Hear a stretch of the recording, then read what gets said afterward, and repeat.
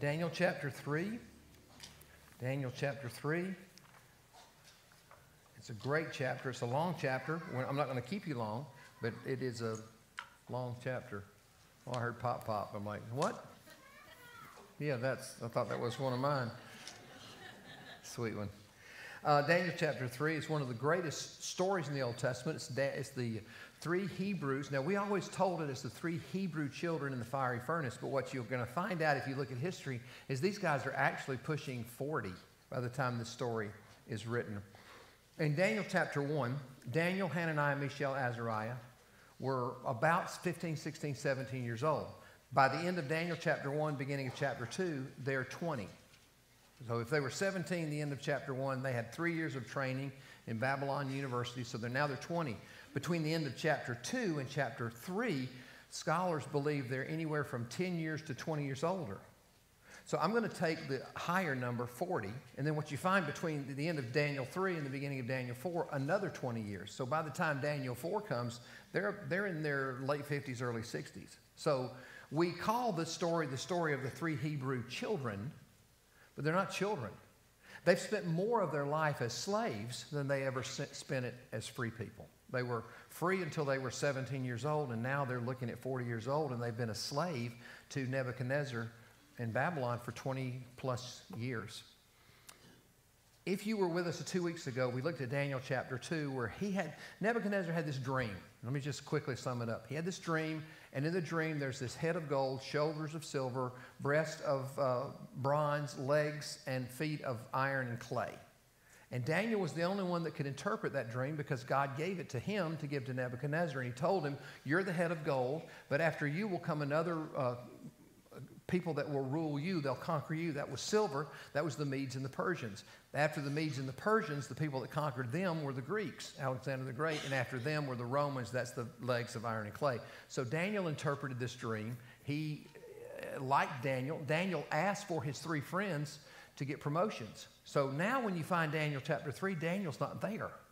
And one of the questions asked is, where was Daniel? Because now the story's about these three guys and he's not there. But understand, Daniel was in the pecking order of important people in Babylon. He was like up here, and his three friends, even with a promotion, they were kind of here. So most scholars believe that Daniel was off somewhere doing government work, and he wasn't there. If he had been there, he would have been involved in this story.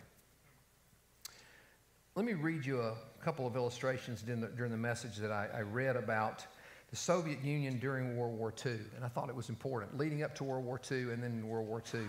In the late 1930s, in the heyday of Joseph Stalin, who was the General Secretary of the Soviet Union, Stalin's name was mentioned in a speech. Now, this triggered a standing ovation and also a standing dilemma, for no one dared to be the first to sit down. Like, when they said his name, it was like, oh, okay, he's great, and you had to keep going, and nobody wanted to be the first one to sit down. But in this particular case, there was a senior adult man who just was weak, he was older, he didn't feel well, he just couldn't stand anymore, and so he sat down. They took note of that, and the next day they arrested him and put him in jail because he just couldn't worship Stalin long enough. You have this story of Nebuchadnezzar, who in chapter 2, he saw himself as the head of gold.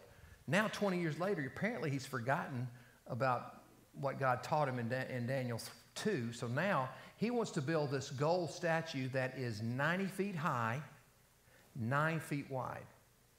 Now, keep that in mind. Now the whole thing is gold. Some scholars and historians believe that the reason he did it this way was because he wanted to solidify the nations under his own leadership. I think part of this is just his massive ego. Because he said to himself, okay, head of gold, I remember the dream of Daniel. Okay, I'll just make the whole thing gold, and I'm just going to live forever, and people are going to worship me, and I'm never going to die, and nobody's ever going to take me over. So he did it that way. Nobody really knows for sure what was between his ears when he decided to do this, but he decided to do it. I want to walk through this chapter, and I want to do it kind of briefly to respect the time, because I know many of you want to be with your moms today and go see your grandmas and be family. So I'm honor your time. And also, I can tend to go long-winded, which makes the children's church folks say, John, you're killing us out here. We can't watch these kids for an hour and a half, so I'm going to try to be brief. I want to give you an outline up here. Dennis, if you go to the next slide, and I want to leave that up here. This is where we're going to go, and I'm going to kind of go through this chapter. You can take a screenshot of it with your phone, or you can write it down if you like to take notes. But you see in this chapter basically 3 sections. Nebuchadnezzar builds a statue that's 90 feet high by 9 feet wide, made of gold. This puts these 3 guys, Hananiah, Mishael, Azariah, we call them Shadrach, Meshach, and Abednego, puts them under a lot of pressure. And not only did they have pressure from above, that's authority, that was Nebuchadnezzar, he was putting them under pressure. They had pressure from beside them, peers pressure, and they also had pressure from beneath them from their enemies. And when you find yourself under pressure to do something that's wrong, I promise you it's not from God. God doesn't pressure you to do something wrong. So if you're finding yourself being pressured to do something wrong that you know in your soul is wrong, it's coming from any one of 3 combination, maybe all 3. It's coming from 1 or 2 or 3 different places. It's either coming from the authority over you that's telling you do this even though this is wrong. Maybe a boss that wants you to fudge on your spreadsheets or expense sheets, or maybe a customer that wants you to do something that may not be legal, or maybe, whatever. And so you have that pressure from above, or you have the pressure from the side, which we call peer pressure, or you have pressure from beneath from your enemies. Let's read the first 7 verses of Daniel chapter 3. King Nebuchadnezzar made a gold statue, 90 feet high and 9 feet wide. Let me stop here for a second. Some commentaries say that this is a regular statue that's been gold plated. I don't believe that. And the reason I don't believe that is in Isaiah, twice in the book of Isaiah, once in the book of Jeremiah, when these kind of statues are mentioned, they're mentioned as statues that have been built, and then they were overlaid with gold or they were overlaid with silver. This doesn't say that. This verse says, King Nebuchadnezzar made a gold statue. One of the arguments of archaeologists is we haven't been able to find the statue. Well, you're not going to find the statue. Okay, let me ask you a question. Let's suppose that you were the head of a country that conquered another country that had a 90-foot high by 9-foot wide statue made out of solid gold. Are you going to leave it? Well, no. You're going to melt that bad boy down and use it for something else. So it is no wonder archaeologists can't find it. It's not there. I think either the Medes and Persians melted it down, or the Greeks melted it down, or the Romans melted it down and used it for cereal bowls or buttons or crowns or something, but it was gold. So he made it out of gold. He set it up on the plain of Dura in the province of Babylon. Verse 2, King Nebuchadnezzar sent word to assemble. Now there's a bunch of names here. I'm going to skip the names and just tell you. These are all the different departments of his government that were on his payroll. He basically said to everybody in the country, if you work for me, if I sign your checks, you show up for this.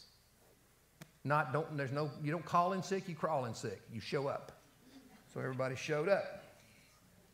Verse 3, they show up. They stood before the statue of Nebuchadnezzar had set up. Verse 4, a herald loudly proclaimed, people of every nation and language, you are commanded, when you hear the sound of the horn, the flute, the zither, the lyre, the harp, the drum, the band, when the band kicks it in gear, all the musicians, and every kind of music, you are to fall face down and worship the gold statue that King Nebuchadnezzar had set up. But whoever does not fall down and worship will immediately be thrown into a furnace of blazing fire. Therefore, when all the people heard the sound of the musical instruments, they fell down and worshiped the gold statue that King Nebuchadnezzar had set up. In those first 7 verses, you find 2 of the 3 pressures that you see on the screen if you're taking notes. You have pressure from above. Nebuchadnezzar was, and you will see this in Daniel 4, he was, I would like to term this in a medical, sociological, theological term. He was slap bat crazy.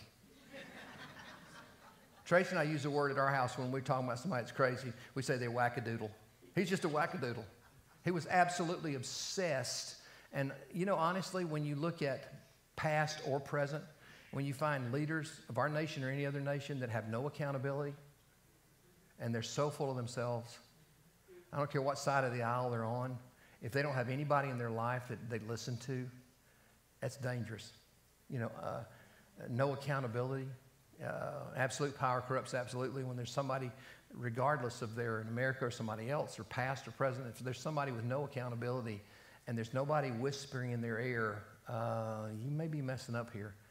they're dangerous. I've prayed for years. I started praying this for President Obama. Then I prayed it for the next president, and this president. I'll pray it for the next one, whoever he or she is. God, give them wisdom and surround them with people that they'll listen to.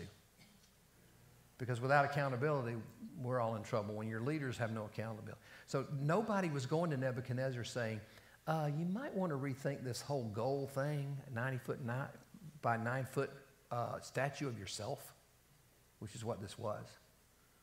They didn't. So there's this pressure from above, from him, to bow, to worship him. There was also pressure from the side, because you find that when the horn blew, they all just dropped and did what he said. Now, this was a polytheistic culture. Babylon, they worshipped a bunch of gods. They were false gods, but they worshipped dozens and dozens of them.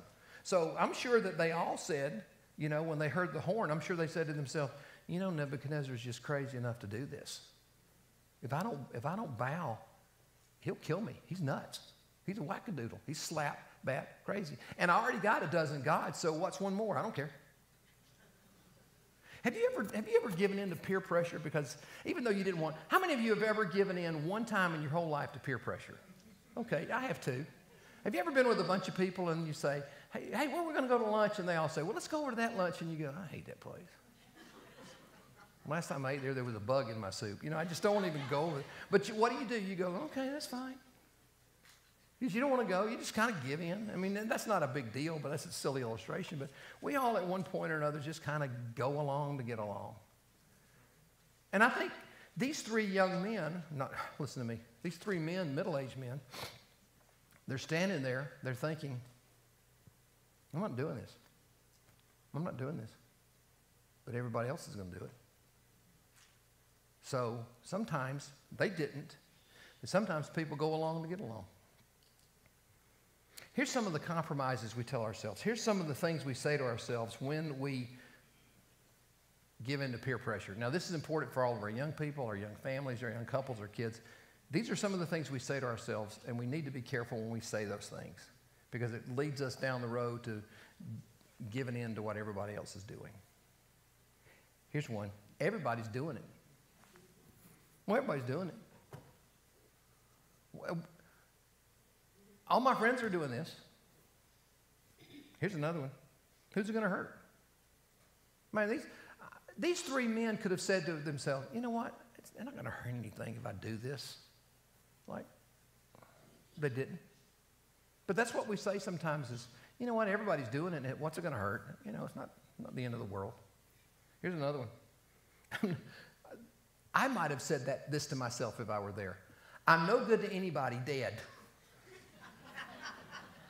Like, if I'm dead, there's no more money coming in the house for my paycheck, and my family's going to be hurting. So I'm sure some of the people that day said, you know what, I'm no good to my wife dead. I'm no good to my kids dead. So, yeah, I'll go along. I'm fine, whatever.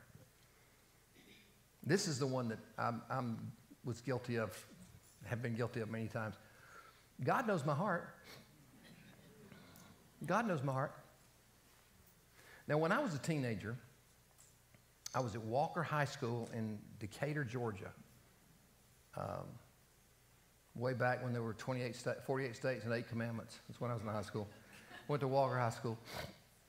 And I was a closet Christian. Now, at church, I was an awesome Christian. Like, if you saw me at church, I was all over it. And I'm singing, I'm playing the piano, I'm hugging people, I got my Bible and everything. But when I went to public school Monday through Friday, I was a little intimidated. And to be honest with you, I was ashamed of the gospel. I wasn't ashamed of Christ. I just didn't want people to laugh at me. You ever feel that way? I don't want to be the only one to say, well, have you thought about what the Bible says? There's this hot conversation going on around the water cooler at work about, politics or whatever, or about, moral situations in our culture, about where we are. And you don't want to be the only person to go, well, Jesus said. Jesus, why are you bringing that in? You don't want to be. And that's the way I was in high school. And I'm going to show you what I did, because I did this dozens and dozens and dozens of times. I didn't do this once. I did this scores of times. You're in the cafeteria, right? You got your lunch tray. The lunch lady gave you your lunch tray. You don't know what's on it, but you're going to eat it because that's what. So I'm looking at the lunch tray. And here's what I did dozens of times. I would drop my keys under the table. And I would go down there to get my keys, and I would say, under my breath, God, thank you for the food. The next day, my friends must have thought, what's wrong with his hand? I didn't have the guts. I didn't have the guts to sit there and bow my head and say, God, thank you for my food. I didn't want my friends to laugh at me. So I get it. And so many times I said to myself in those moments, God knows my heart. I mean, those are peer pressure. These guys were under peer pressure. They were pressure from above, pressure from above, pressure from beside. That's conformity. Just conform. Just do what everybody else is doing. What's the big deal? God knows your heart. And then if you look at verse 8 through 15, there's pressure from below. This was their enemies from hostility. Some Chaldeans, verse 8, took this occasion to come forward and maliciously accuse the Jews.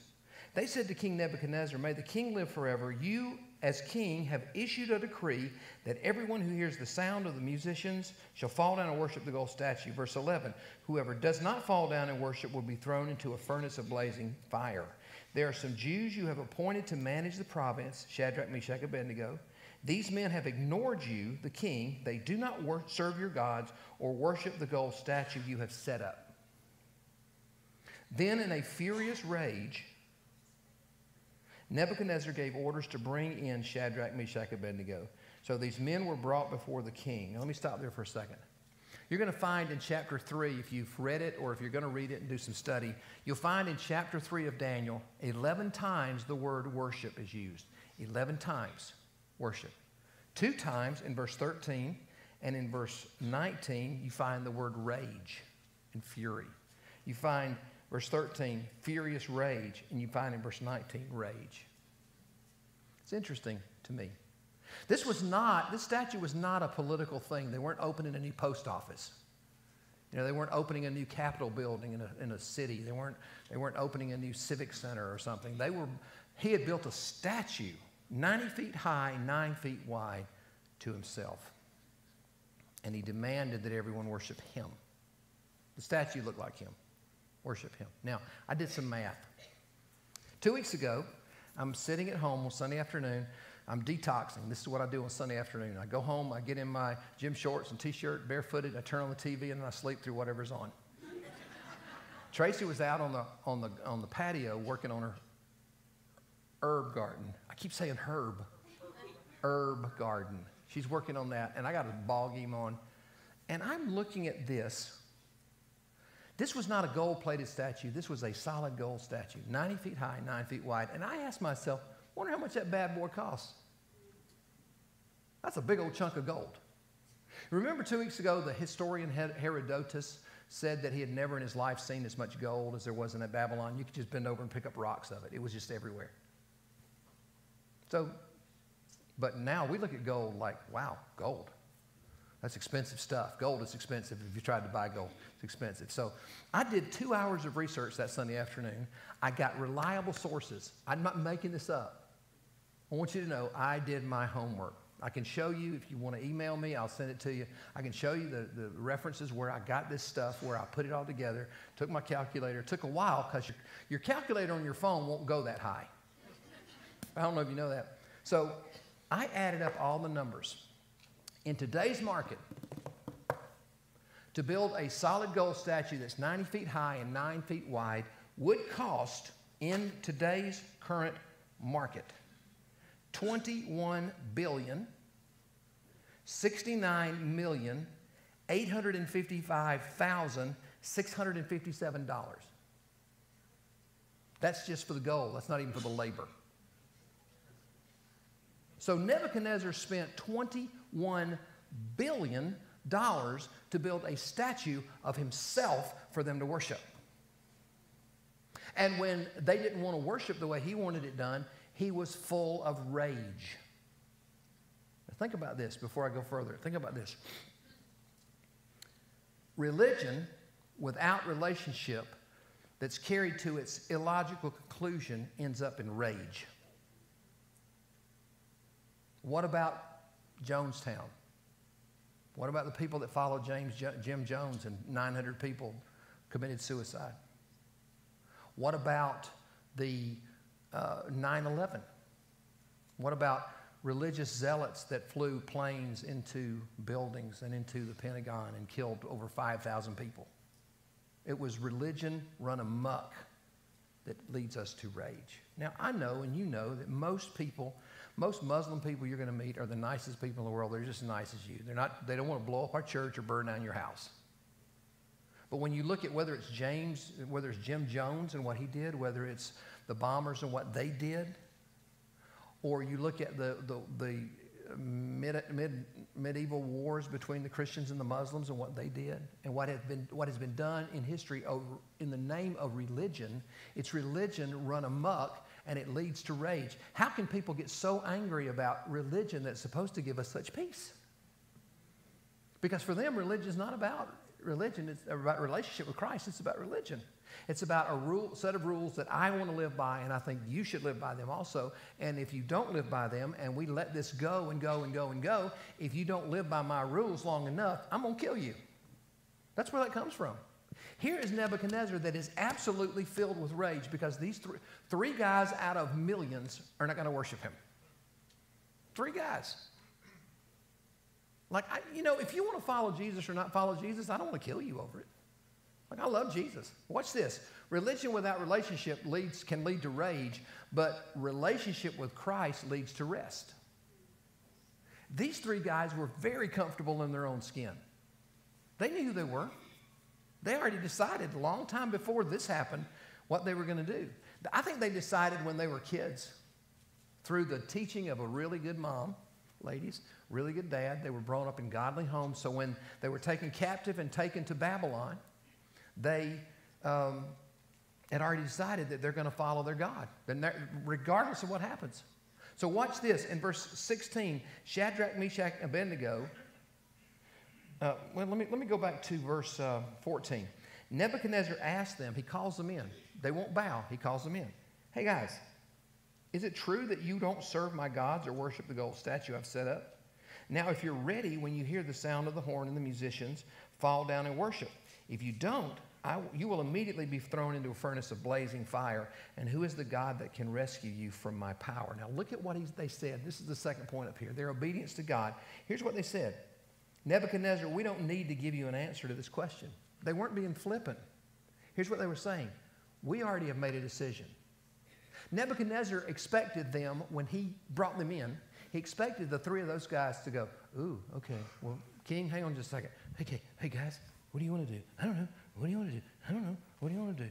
Man, this is, if we don't do what he says, guys, is just a slug nutty. He's crazy as a bedbug.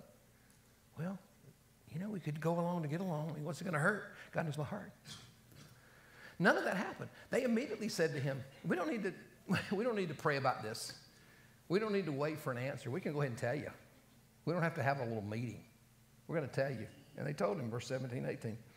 If the God we serve exists, he can rescue us from the furnace of blazing fire, and he can rescue us from you. But, 18, even if he doesn't, we want you to know that we're not going to serve your gods or worship the gold statue you set up. No, we're not doing it. That brings us to the third point. Then Nebuchadnezzar was filled with rage, lost his mind. And the expression on his face changed toward them. He gave orders to heat the furnace 7 times more than was customary. Then he commanded some of his best soldiers in his army to tie them up, throw them into the furnace. So these men in their trousers, now this is important, their trousers, their robes, their head coverings, and other clothes were tied up and thrown into the furnace. They put everything on those guys that could burn. Their coat, their clothes, everything. We want these guys. Nebuchadnezzar said, I want these guys to go up in a flame of painful burning. I want to teach a lesson to everybody else here. Don't cross me. I'm going to use these 3 guys as an example. Don't cross me. Verse 22. Since the king's command was so urgent and the furnace extremely hot, the raging flames killed those men who carried Shadrach, Meshach, and Abednego up. And these 3 men, Shadrach, Meshach, and Abednego, fell down into the burning, blazing fire. Verse 24. Then King Nebuchadnezzar jumped up in alarm. He said to his advisors, didn't we throw 3 men bound into the fire? Yes, Your Majesty, they replied. Verse 25. Look, I see 4 men, not tied, walking around in the fire unharmed. And the 4th looks like a son of the gods. If you have a King James, New King James, it says the Son of God. It was either an angel or a Christophany. A Christophany was an Old Testament appearance of Christ. Christ is in the New Testament, but an Old Testament appearance of the Son of God. And there are different places in the Old Testament where you can find those where it is believed that that's actually not an angel, but that's actually Christ himself. That's actually God the Son there in the Old Testament. Nebuchadnezzar thinks it's an angel because later he calls this son of the gods an angel. So he thinks it's an angel. Look, the 4th looks like a son of the gods. Nebuchadnezzar then approached the door of the furnace of blazing fire and called, Shadrach, Meshach, and Abednego, you servants of the Most High God, come out. They came out. Verse 27. Then all the government officials, they gathered around. They saw the fire had no effect on the bodies of these men. Not a hair of their heads was singed. Their robes were unaffected, and there was no smell of fire on them. That's a miracle. Have you ever done s'mores or fires and then you get home and you're like, oh man, I'm going to have to wash this. Now, I'm a guy. Like for me, like I will wear these jeans until they stand up on their own. And then I know it's time to wash them, right? Now, ladies, y'all would never do that. But like, I can't wear clothes that I've been around a campfire or a fire out on our patio or marshmallows or s'mores or something, and you go, oh man, it's everywhere. It's amazing to me that their clothes didn't even stink. There wasn't a hair on their body that was singed. God preserved them and protected them. So Nebuchadnezzar exclaimed, this is the same guy that a few minutes before was filled with rage and fury. He says, praise to the God of Shadrach, Meshach, and Abednego. He sent his angel and rescued his servants who trusted in him. They violated the king's command and risked their lives rather than serve or worship any god except their own. Therefore, I issue a decree that anyone of any people, nation, or language who says anything offensive against the God of Shadrach, Meshach, and Abednego will be torn limb from limb and his house made a garbage dump. What a change. What a 180. Like, wow, that's a 180. For there is no other God who is able to deliver like this. Then the king rewarded Shadrach, Meshach, and Abednego in the province of Babylon. One of the great stories of the Old Testament. One of the greatest stories for sure in the book of Daniel. Now let me give you another illustration from the Soviet Union. Just the story I read earlier. There's another story I found. And then I'm going to give you 2 points to kind of take home. Just kind of 2 hooks to hang all this on. Just 2 things to think about. The Soviet Union, in the same period of time, 20s, 30s, 40s, they periodically would use the KGB to infiltrate churches in an effort to wipe out Christians. One agent was struck by the devotion of an older woman who was kissing a life-sized statue of Christ on the cross. In their church, they had a life-sized statue of Christ. And I know that it wasn't, they'd never seen Christ, but their statue, they were worshiping him on the cross. And this elderly lady was kissing his feet. The agent said, quote, Babushka, or grandmother, Babushka. Babushka, are you also prepared to kiss the feet of the beloved General Secretary of the Communist Party? Of course, she said, but only if you crucify him first.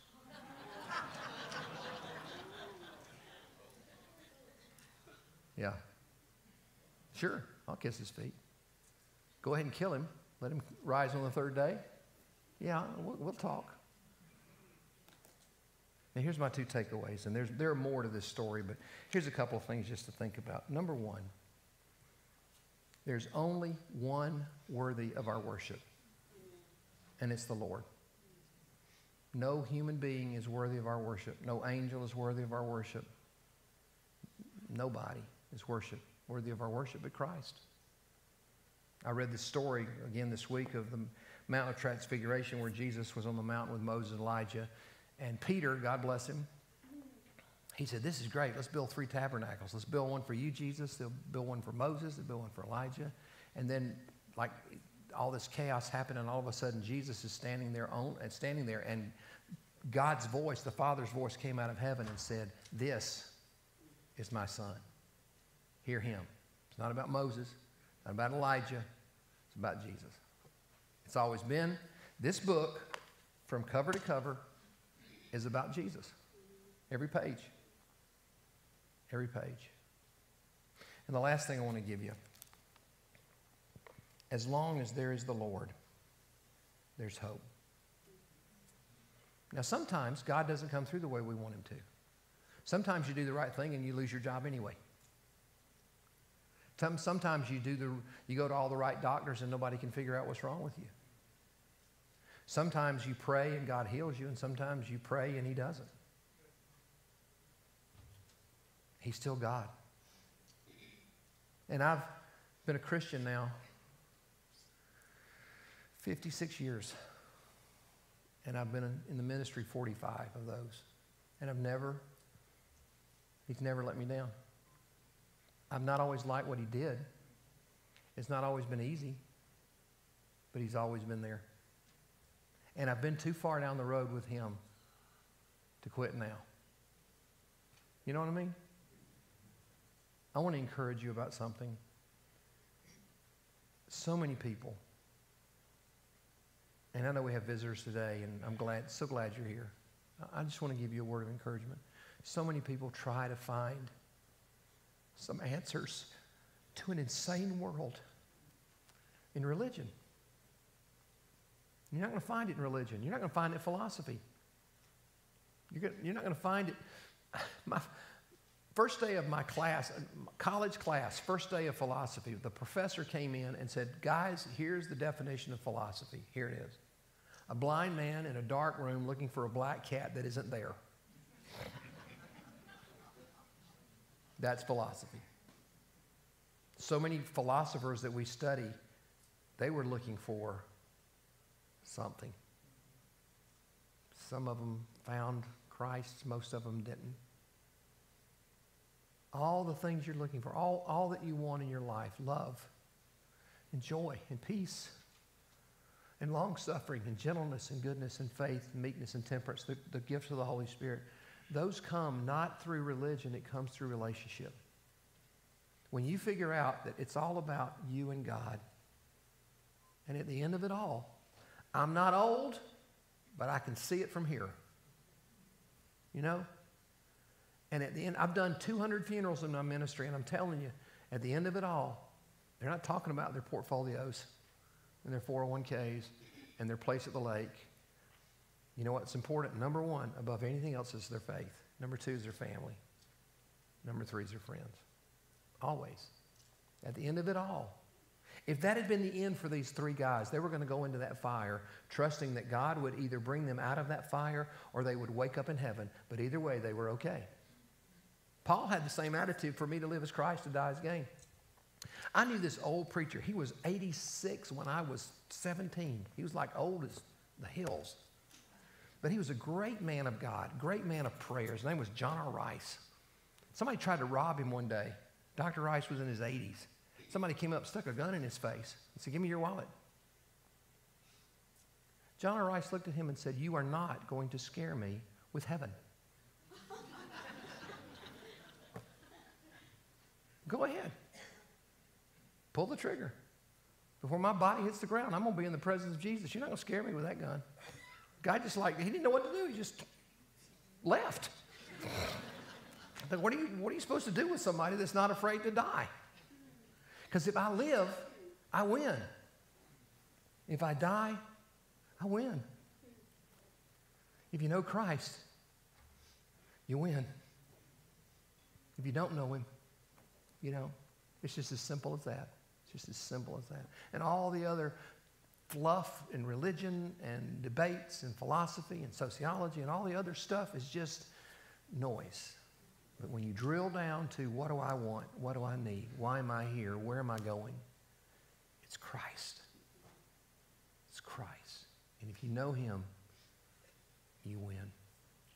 You win. Father, thank you for your word. Thank you for the book of Daniel. Thank you for what we're learning out of this great book. Thank you for these men. I have no doubt that when we get to heaven, we're going to meet these three guys. We're going to meet Daniel. What a treat it is to read a little bit of their story. And what a treat it is to be with these wonderful people here today who are here. Many of them are here to be with their moms and grandmoms. And how great is this? Thank you that we could worship you together. We could sing songs about you. We could see our kids and grandkids talk about their moms and how important that is. Lord, I pray for every person in this room that they would leave here today saying, where am I with Christ? Where am I with God? Not am I religious, not am I a good person, but do I know the Lord? And may today be the day that they say yes. How cool would it be that on Mother's Day, for everyone to walk out of this building on Mother's Day saying, I know the Lord. I know that I know the Lord. I know it. I have no doubt. Lord, I pray for their hearts. I pray for their lives. I know every person in this room is carrying their own baggage. They got bills to pay, families to raise, and life to navigate. And I pray that through their relationship with Christ, you guide them, you lead them, you help them, you comfort them, you strengthen them, you give them wisdom to make the right decisions. We love you, Lord. We thank you for this day in Jesus' name.